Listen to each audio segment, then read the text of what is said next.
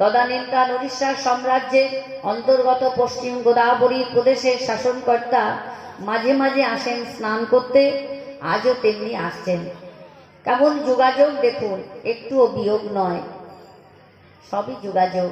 আমার মহাপ্রভু আসছেন গোদাবরীতে স্নান করতে, 200 ব্রাহ্মণ পণ্ডিত, ভাট, গায়ক, নর্তক, নর্তকী এদের সবাইকে সঙ্গ করে নিয়ে আবার মহাপ্রভু আসছেন গোদাবরীতে স্নান করতে। রায় রামানন্দ মহাপ্রভু দূর থেকে দর্শন করছেন যে রামানন্দ ইনিই হবেন। কেউ কখনো কাউকে দেখেনি, কেউ কাউকে চেনে না। রামানন্দকে আনা হলো, রামানন্দকে নিয়ে গোদাবরীতে নামানো হলো। 200 ব্রাহ্মণ পণ্ডিত তারা স্তুতি পাঠ করে, মন্ত্র পাঠ করে তাকে স্নান করানো হলো। স্নান অন্তে রায় রামানন্দর প্রতিদিনের অভ্যাস যে ভিখারিদের কিছু দান করবেন। যেমন গঙ্গা স্নান করে ভিখারিদের কিছু দান করতে হয়। একাদশী করে যেমন একাদশীর মাহাত্ম্য পাঠ, একাদশীর পালন করতে হয়, যেমন গুরু গৃহে গেলে গুরুকে কিছু দক্ষিণা দিতে হয়, মঠ মন্দিরে গেলে প্রণামী বাস্কয়ে যেমন কিছু দিতে হয়, তেমনি গঙ্গা স্নান করে যদি আপনি কিছু গরিব দুঃখীদের কিছু দান না করেন তাহলে গঙ্গা স্নানের ফল লাভ হয় না। ঠিক কিছু কিছু জায়গা আছে মা, সেইখানে কিছু দান করতে হয়। যেমন ভাগবত কথা অমৃত যখনই আপনি শ্রবণ করবেন তখন ভগবতের কিছু প্রণামী করতে হয়।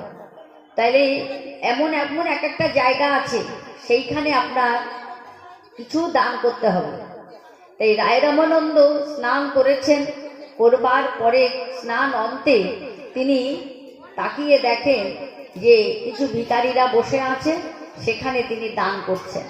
তা দান করতে করতে করতে করতে তিনি দূর থেকে দর্শন করলেন একজন নূতন সন্ন্যাসী এসে বসেছেন।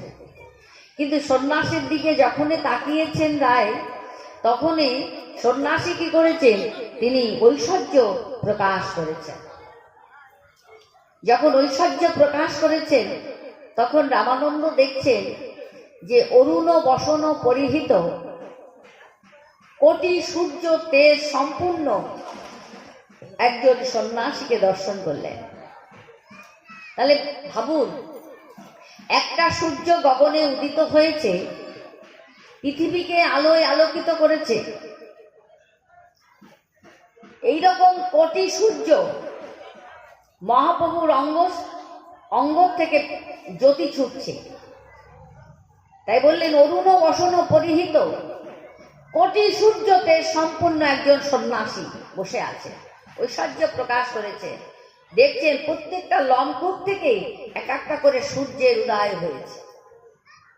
রামানন্দ ওই দৃশ্য দর্শন করে তিনি আস্তে আস্তে ধীরে ধীরে এগিয়ে যাচ্ছেন প্রভুর দিকে, সন্ন্যাসীর দিকে।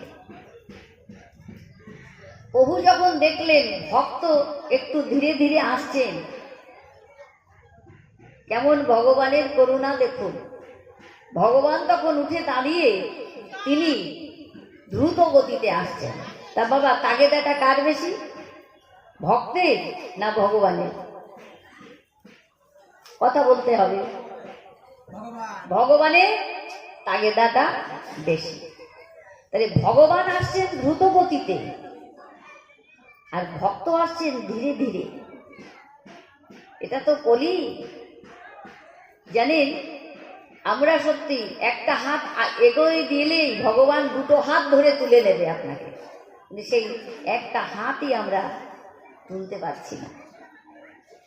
তাহলে আজকে রায় রামানন্দ এবং মহাপ্রভু, একজন এসছেন দ্রুত গতিতে আর একজন ধীরে ধীরে, কিন্তু সামনাসামনি গিয়ে দাঁড়িয়েছে।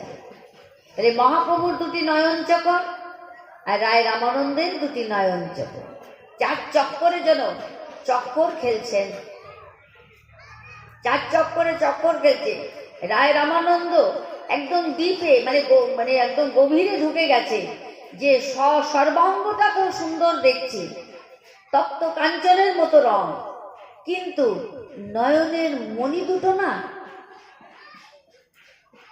সেই রকমই বেঁকা। কিন্তু এই মণি দুটো আমি কোথায় দেখেছি বলো তো? গোয়েন্দা পুলিশ তো, গোয়েন্দার খোঁজ শুরু হয়ে গেছে। গোয়েন্দা পুলিশ এবার কি বলছে, আমি এই নয়নের মণি দুটো যেন কোথায় দেখেছি, কোথায় দেখেছি